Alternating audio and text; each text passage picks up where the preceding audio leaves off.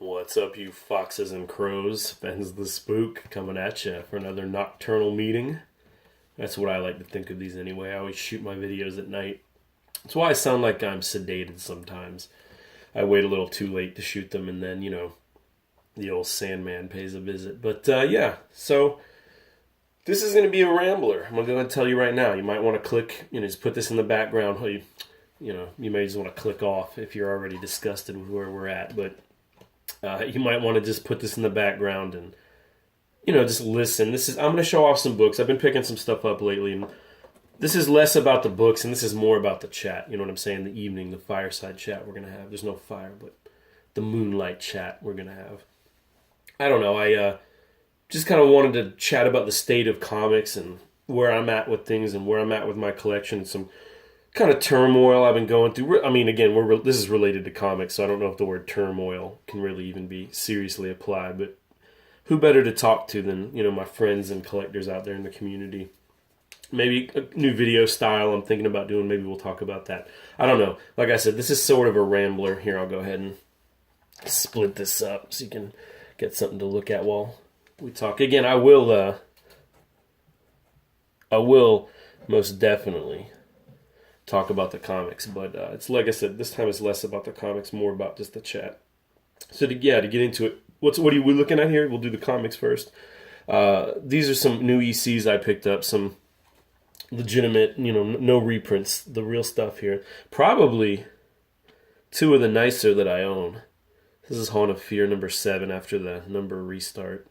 It was a Crime Patrol at 15, and then it went on and became Haunt of Fear. I think it runs to like 17 or something like that, maybe 18. Then it resets.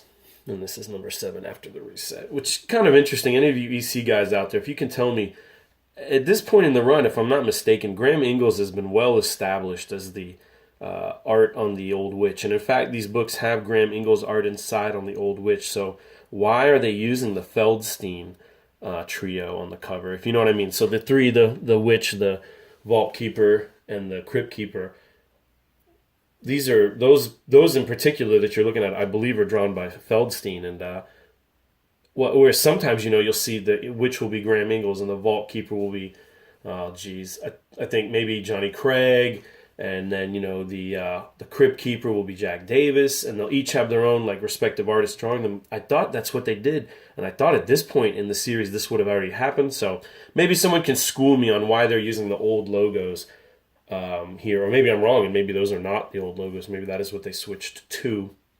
But anyway, if you don't know what I'm talking about, it probably sounds ridiculous and stupid, so we'll move on. But these are two books I picked up at Coliseum of Comics in Orlando. The Millennia edition, because it's a branch, and they have 8 chains in there. Wait. No. Sorry. Back that up. Erase that what I just said. That's completely false. I got these at Acme Comics in Longwood, which is northeast of Orlando. If you're in the Florida area, it's a huge store. They got a ton of stuff. The prices are usually market, maybe more. They charge tax, which is something, we don't talk about a lot. But I don't know about you guys. Tell me in the comments. I want comments on this video, if you don't mind. Give me some feedback. Give me some book reports here. Do you guys pay tax when you buy vintage comics? It's just, I went there and I bought this and some other stuff that I'll show you in a minute. And, I was trying to work a deal, and I kind of know how they are. And, you can't, just the way it is, man. They got that inventory. They're the only one out there. And, they got good stuff. And so, I kind of just knew it'd be what it was. So just to get this straight up, I paid about $100 each on these. I'd say they're in fine, maybe fine plus shape. I haven't looked at them real closely in a while. I got these months ago. But anyway, yeah, so you get what you can. And so I was trying to haggle a little bit. And the guy gave me some price, and it was I don't know, 5% off the sticker price. And I was just like, ugh, 5%, man, God. I don't know, man. I was hoping 10, 15. Maybe if you want to get, be my sweetheart, we'll talk 20% off. Maybe I'll even buy some more books, that kind of thing. And I don't know, I didn't say anything, but I made a face, and he kind of figured it out. And he goes, well, look, man, I didn't charge you tax with that 5%. And I was just like, tax? Tax on vintage comics? What are you talking about? I didn't say any of that, of course. I'm not the kind to make a scene. you know, whatever. So in the end, bottom line, if you counted the tax, I got like an 11% discount, I guess, but which is good enough. You know, it is what it is. But I mean, these are nice books. $100 a piece is about right, I think, honestly, or I wouldn't have bought them. And they're nicer, and that's kind of my point. Let me bring the other one in here for those of you that are watching and haven't like totally zoned out yet. Here's Haunt of Fear 9. Same story with the renumbering there. It's after the renumbering. Cool Feldstein cover and cool Johnny Craig cover. I just don't think that cover on the right really plays to Johnny Craig's strengths personally, but he's better with the kind of corpse faces, and I mean like humanoid faces. He has his faces have weird proportions. His zombies and stuff I've always found just were not his strong suit. The one on the left is what I'm saying. I think I like a little bit better. But anyway, back to the point. So yeah, I got like 11% off of the book value, and the guy worked with me, so I would recommend Indie Comics. I'm not trying to push you away from them. I mean, they just don't really deal a lot on their prices. The guy was, he worked with me. He didn't want to really deal at all, and coming down 11% again if you include tax, it was all right. But tax, man, I don't know, tax, it's crazy. So anyway, moving on. Here's something else I bought from them. The Sinister House of Secret Love #1. I already have one of these. I don't know if you guys if you've been following me for a while, you know I have a penchant for the DC horror, and there's none better than the Sinister House of Secret Love. This and The Witching Hour are my favorite titles. I love House of Mystery and House of Secrets and all those, but these two are the weirdos, and I really like them. I already have this book. This is the second copy. It was real nice and clean. It's got one real glaring problem, and that's right there. Can you see it? The staple's got a large, the camera's not focusing. I don't know. Maybe it is, maybe it isn't. I can't tell if you guys can get that or not. But the top staple's got a large tear near it, threatening to pop the staple and whatever. Otherwise, I'd say this book is like very fine plus near mint, but it's probably like fine, maybe worse. Kind of just depends. That's one of those subjective things. How do you take a book that's that high grade and then with one glaring defect? What do you say? That brings us to the next point.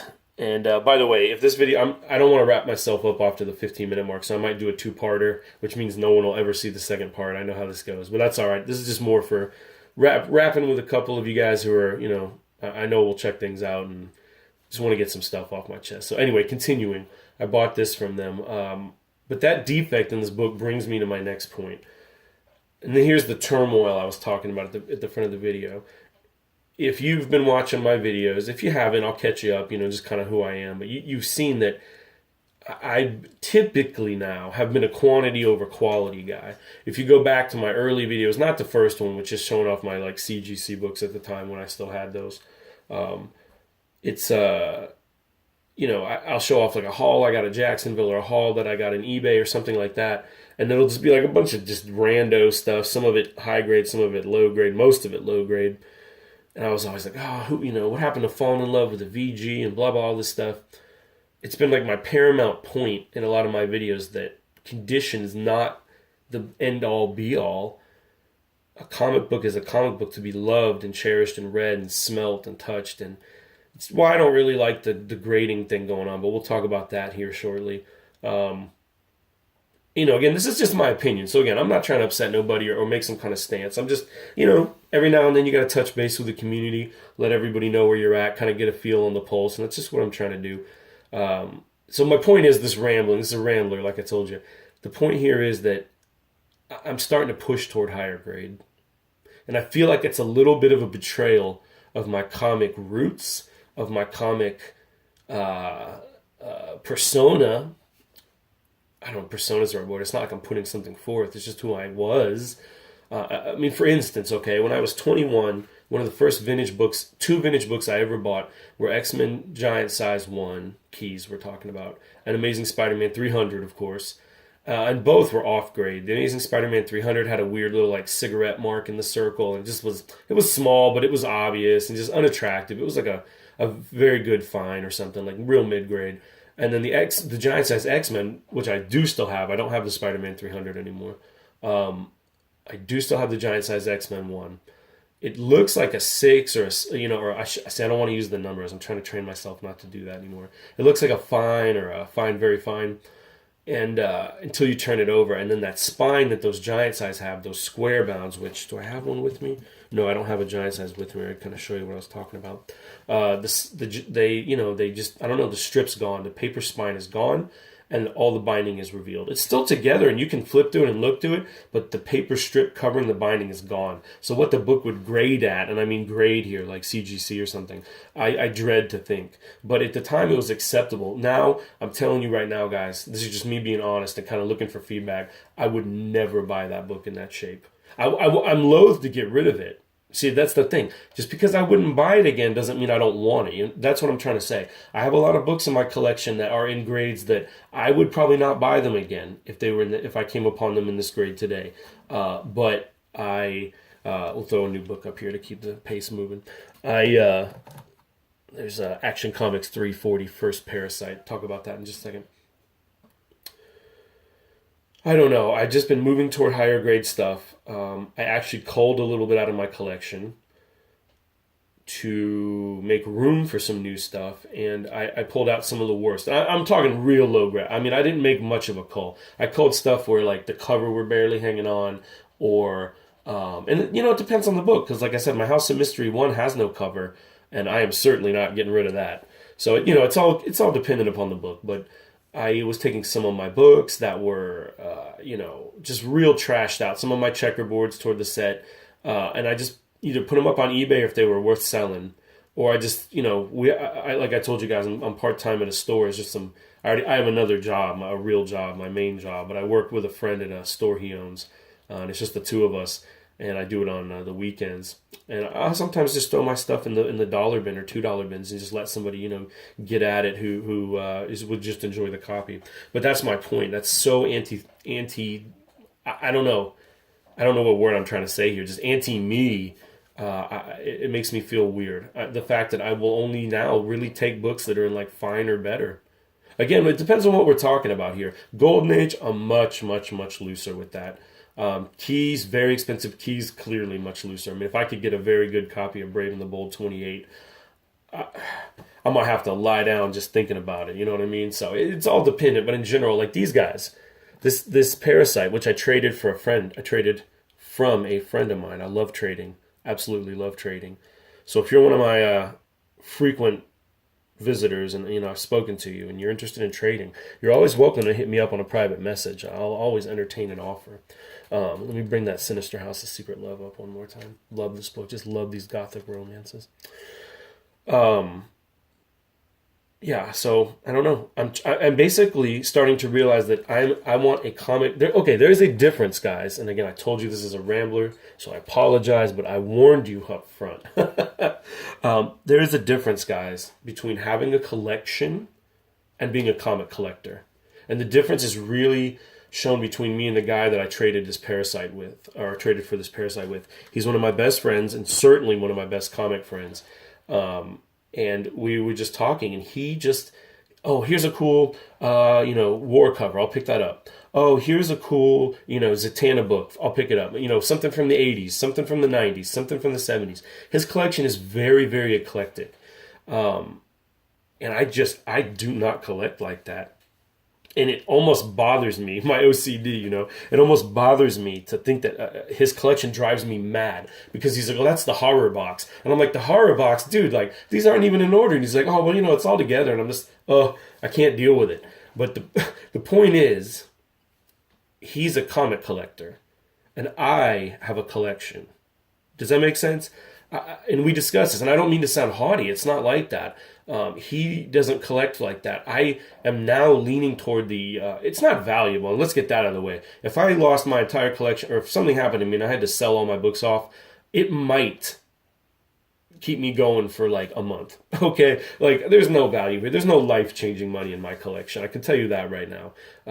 It's just not like that. It's not an insurance policy. I don't have a collection I can fall back on. I have a collection that wouldn't buy the cheapest car out there. You know what I'm saying? So it's not like that. I just mean, I want a nice collection versus just a hodgepodge of random stuff. And so I've been picking up newer stuff. So here's another example to move it along. Here's some Captain Americas I traded for as well. 113.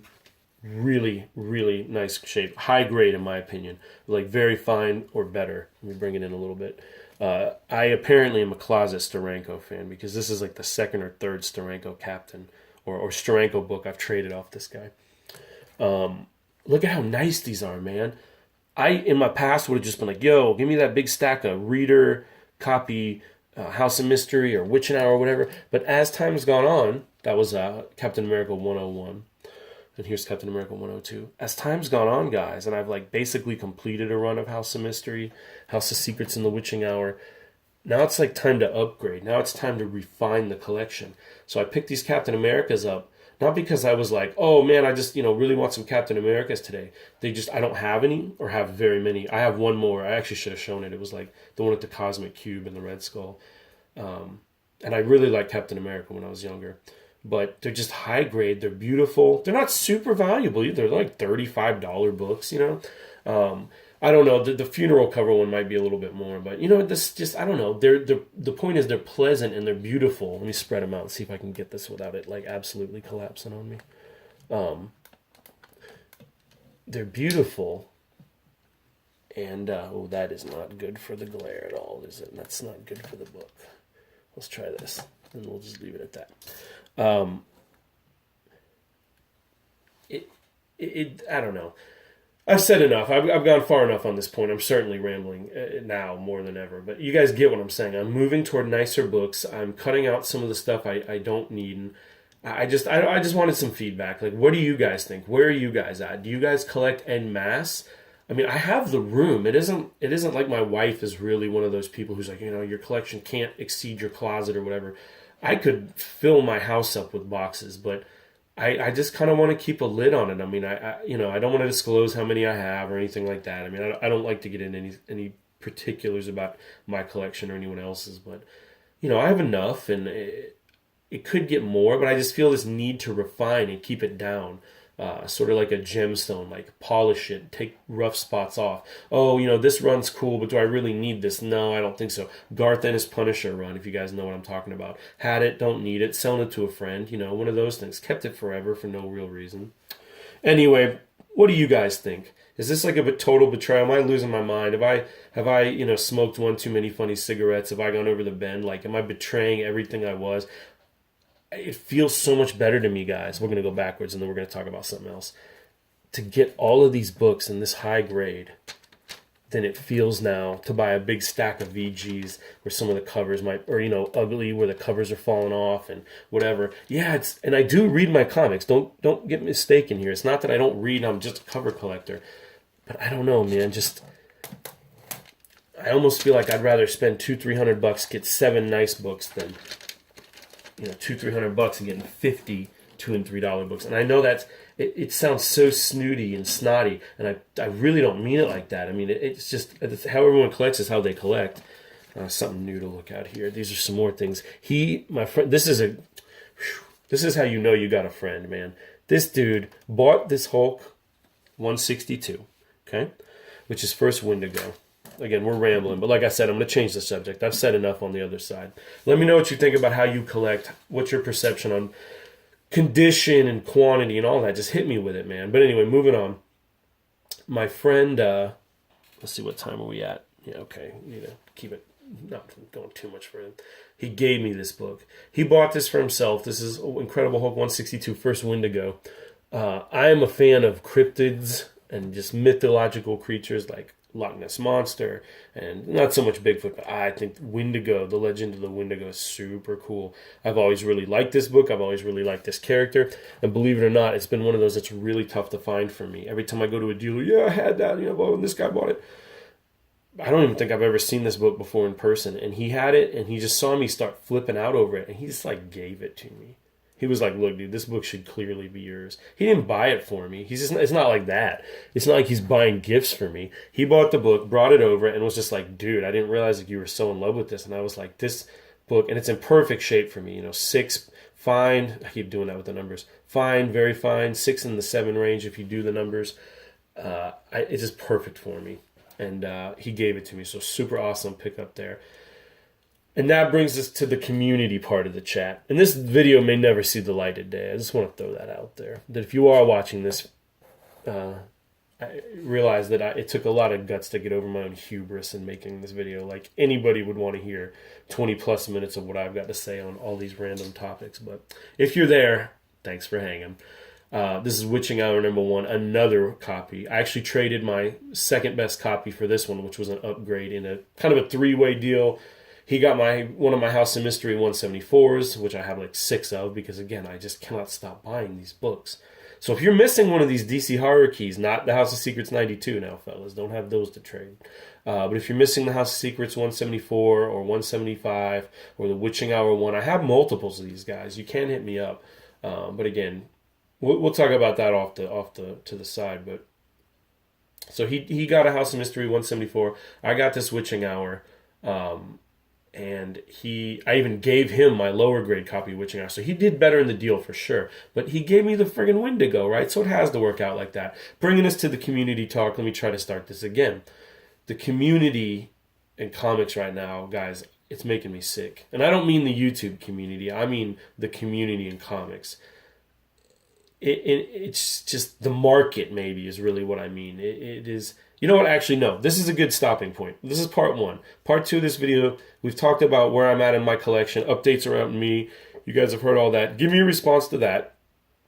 Check out these books. I'll find some more to throw up here in the next video that we can talk about. And we'll go from there. Because the next video, I want to discuss like the market and the movements that have taken place and what I think about it and some of the players in the market. And I don't know. I think it'll be an interesting chat. This is really more to get feedback from you guys. So I'm going to cap it here. We're at 21 minutes now. I'm sure I've lost everybody and I'm talking to myself in space, but what's new about that, right? So, hey, thanks for listening. Part 2 coming up on the evening chat. See you guys in a moment.